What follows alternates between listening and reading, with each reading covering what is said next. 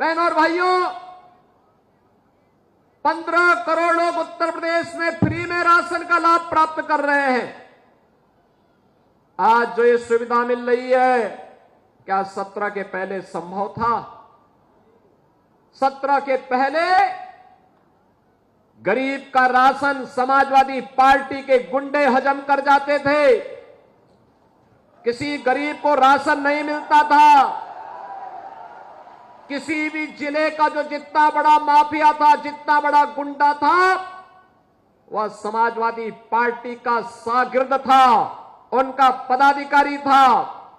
वहां पर संगठित अपराध में लिप्त माफिया भी थे, भू माफिया भी थे, पशु माफिया भी थे, वन माफिया भी थे, खनन माफिया भी थे। एक एक कोई भी माफिया किसी भी क्षेत्र का होगा, वह समाजवादी पार्टी से प्रदेश के अंदर जुड़ा हुआ था। और परिणाम क्या था? ये माफिया की पैरेलल सरकार चलती थी। बबुआ अपने घर के बाहर नहीं निकलता था। बबुआ 12 बजे सो के उठता था और प्रदेश की जनता पिसती थी। माफिया समानांतर सरकार चला करके अराजकता और गुंडागर्दी का एक और तांडव करते थे। दूसरी तरफ मुस्लिम तुष्टीकरण की हद को पार करते हुए पर्व और त्योहारों में भी इन्होंने किस कदर अराजकता फैलाई थी, किस कदर अराजकता फैलाई थी। होली हो या दीपावली, रक्षाबंधन हो या शिवरात्रि, रामनवमी हो या जन्माष्टमी, इन पर्व और त्योहारों को इन्होंने बैन कर दिया था।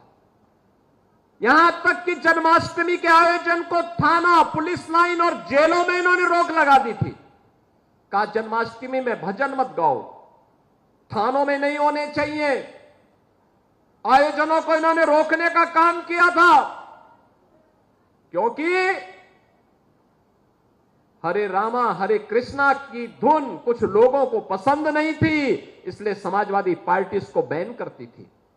कावड़ यात्रा पे रोक लगाते थे।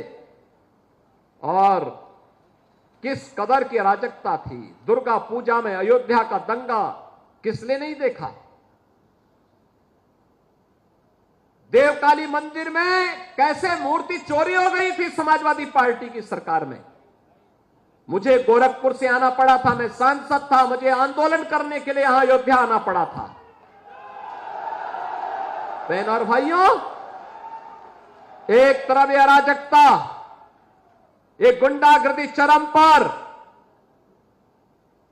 समाजवादी पार्टी की सरकार के समय गरीबों का राशन लूटते थे, गौ हत्या करवाते थे, गौ तस्करी ये लोग कराते थे, वनों के अवैध कटान कराते थे, जमीनों पर कब्जा करवाते थे। अराजकता चरम पर इनके समय में थी। और आज भी समाजवादी पार्टी के नेताओं को वही दौरे याद आते हैं, कैसे जमीन पे कब्जा करते थे। आज जमीनों पे कब्जे हट चुके हैं। हमारी सरकार ने, डबल इंजन की सरकार ने 2017 में बनने के बाद एंटी भू माफिया टास्क फोर्स बनाया। समाजवादी पार्टी के भू माफिया और गुंडा ने जो जमीनें कब्जा की थी, 64,000 हेक्टेयर लैंड को इनके कब्जे से मुक्त कराया। तो जब गुर्गों से आप जमीन कब्जा मुक्त कराएंगे तो सरगना को तो परेशानी होगी ही होगी। और सरगना आज इसीलिए बार बार बोलता है कि अयोध्या में जमीन घोटाला हुआ है। मैं उनको बताना चाहता हूं, अयोध्या में जमीन घोटाला नहीं हुआ है। 1700 करोड़ रुपए के लिए अयोध्या में जमीन का यहां पे मुआवजा बांटा गया। 1700 करोड़ रुपए केवल यहां के किसानों को मुआवजा बांटा गया है। अयोध्या के अंदर हमारी सरकार ने बांटा है।